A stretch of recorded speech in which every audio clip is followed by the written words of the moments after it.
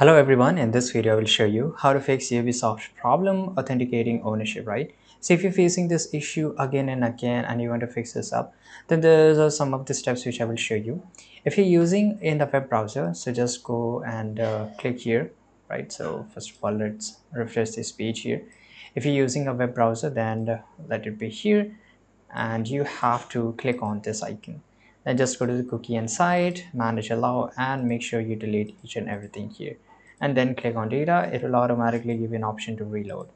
If you're using a Ubisoft Connect in your laptop PC, then open your task manager, right? And in the task manager, if the Ubisoft Connect is open, make sure right click on it and click on end task, right? So let me show you, for example, here, click on end task and it will get completely closed, right? And in this way, try to reopen your Ubisoft Connect and it will work this time perfectly fine.